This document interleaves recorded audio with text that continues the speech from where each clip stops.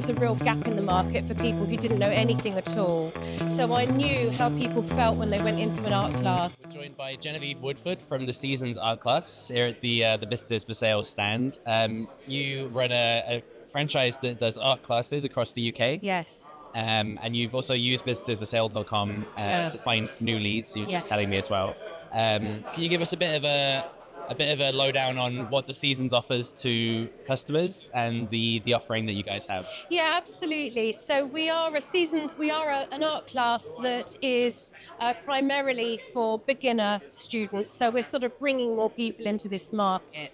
And they're coming to us. It's a 14-week course, so it gives them plenty of time to really get into things and master things.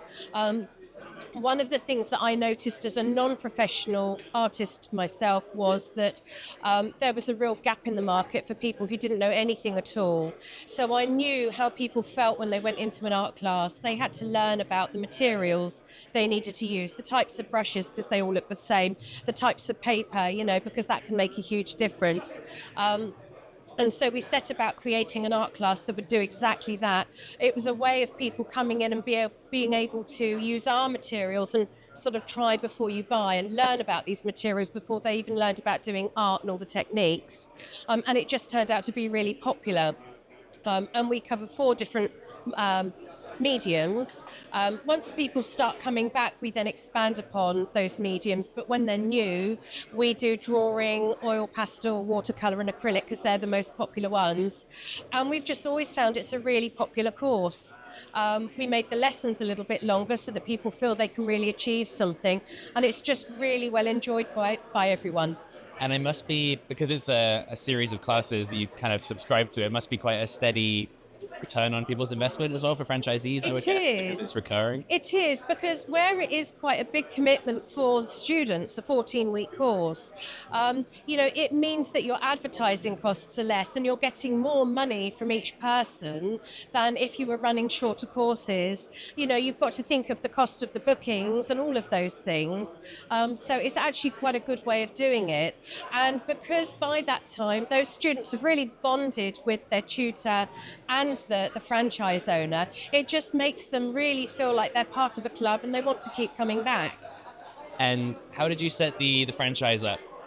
That was quite a long time ago. It was very much my partner who had experience of franchising, and what we'd done is we'd opened up several branches of our own to fully test the market. So we started off in a little place called Rustington, which is not far from Worthing, and then we went to Horsham, Haywards Heath, Chichester, and a few places dotted about.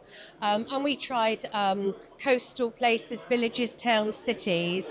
And once we were satisfied that it seemed to work in just about any type of venue and demographic, we then started advertising for franchisees.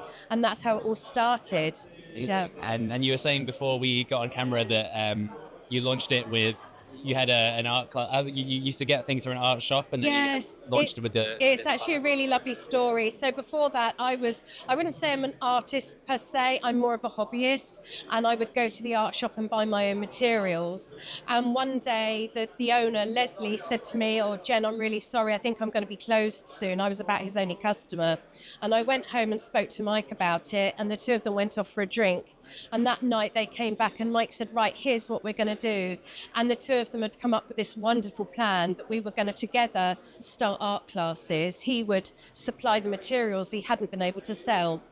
I would teach the classes, and we would look into the business side, and my job was to research for a gap in the market. So what I did is I looked at all the art classes out there, and I was able to see what it was that we really needed. And I think that's what has done us well, is the fact that I could see from a customer's point of view what they would want. And I was also from the service industry, so I understood that people love to be looked after.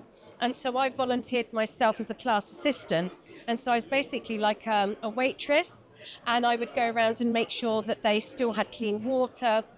If they wanted a drink, I'd get that for them. If they dropped a brush. So I sort of made a role for myself where I was like a little servant, really. But it kept everybody really happy, especially because a lot of our customers weren't particularly mobile, being in the age bracket that they are. And they just love feeling nurtured and a part of something.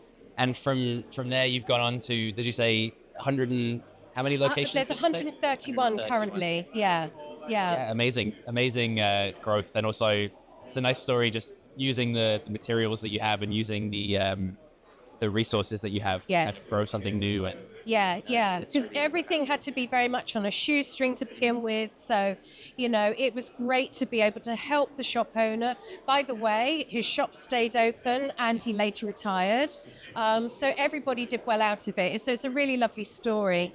You're recruiting new franchisees to the business now. What do you kind of look for in terms of the ideal franchisee for you? So we want somebody who has got a passion for what they're doing, and they don't have to be good at art actually, because we tend to hire tutors.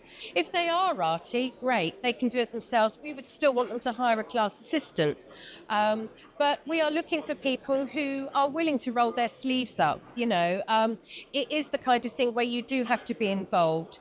It is a 1 day a week on-site business, however they can build on that, and many do. But we do want to make sure that they are going to be involved and that they are going to be looking after their customers. And it's not something that it's going to be run for them. They do still have to put the work in, but obviously with our help. 100%. And where do you find your leads? Where do you kind of get your leads from for new Well, most of them franchisees? come from businesses for sale. We do, yeah.